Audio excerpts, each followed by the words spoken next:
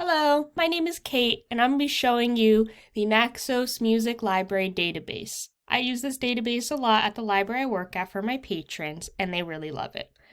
So when you come to the home screen of this database, you'll be greeted with the featured albums, and you can scroll down to see what they are. On the left side, you'll see a bunch of tabs. We'll start with the new and news. So here at the top, you'll see recent additions, new releases, and news. And then right below it is the albums added from February 20th, 2022 to February 26th. And you can scroll down to view which albums have been added. You can also select the date range of which albums you want to view of when they were added. If we go to new releases, you'll see all of the albums that were recently released, and you'll see all the labels that are related to those albums, as well as a choice to look at the categories of those albums. When you head over to the news section and say we want to click on this first one here, we'll get all the information about, well, Gustavo Dudamel's recordings with Simon Bolivar. Of course, I might be butchering that name, but you get the idea.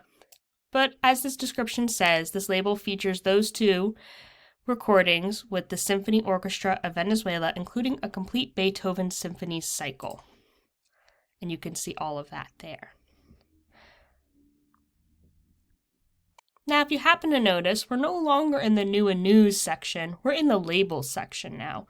And that's fine, because that's how this database functions. We wouldn't be staying in the new and news section if we were clicking on labels anyway, right? So to refresh, when we click on this Gustavo Dudamel, he's a label. So of course he's going to be listed in the label section. Now we're going to go to people. Here are all of the people that are listed in this database, and they're all in alphabetical order, and you can choose which letter to find your composer. And you also have the artists as well, and you can always search their names too over here. If we click on categories, you'll have all the categories that this database has. Just to name a few, you have vocal, choral, sacred, film and TV music. And now if we go to labels again, here are all of the labels that are in the Naxos database. So you have the Naxos labels, and then everything in alphabetical order. And you can also search those labels as well.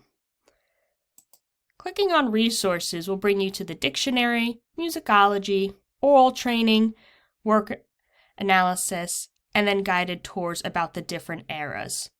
So if you're somebody that's in a music class or studying history and you're focusing on some composers in that history class in a specific era, this would be a good database to study more about, say, the Baroque era, the Classical era, Romantic era, and etc. Further down, you'll have the study guide of the different countries. So if we click on Australia,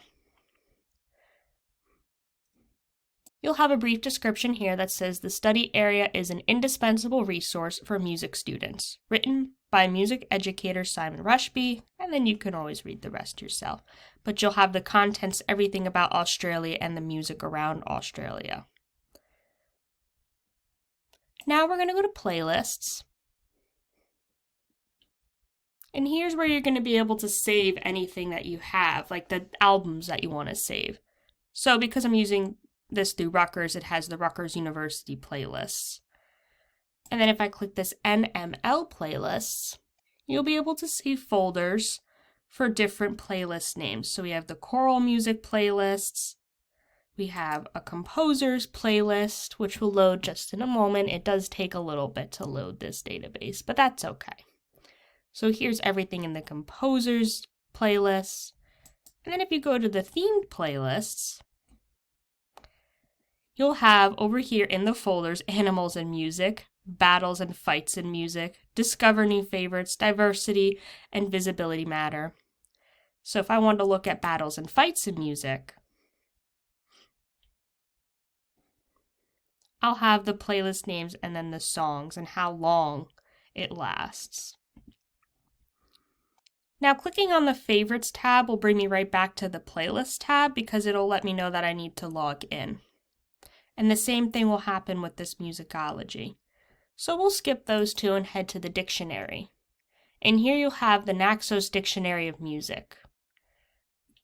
So it's a tool for students, performers, and consumers of classical music, and it focuses on the musical terms, composers, and instruments. Many of the entries are enhanced with audio and manuscript examples, but we won't be focusing on that today. So if you wanted to do an advanced search, you can.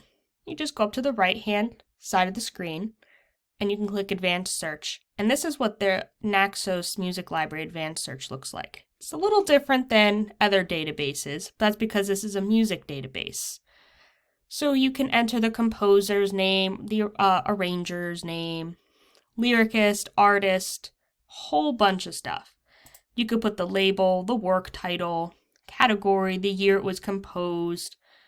So, like I said, it is definitely a lot more different than a normal database that we look at. But because it is a music one, this is what works best for those that are studying music and the history of music. And then this little red eye here, to click more information and tips on keyword searching, will tell you some things about how you can choose different keywords, automatic and queries, capitalization, and word variations. So this database is very simple to use, and I highly recommend it for anybody that is a music major or in history and they are studying musicians in different eras. I think this database is very helpful for those individuals. I hope this was helpful to you as well, and I hope you use the Naxos Music Library in the future. Thank you for watching.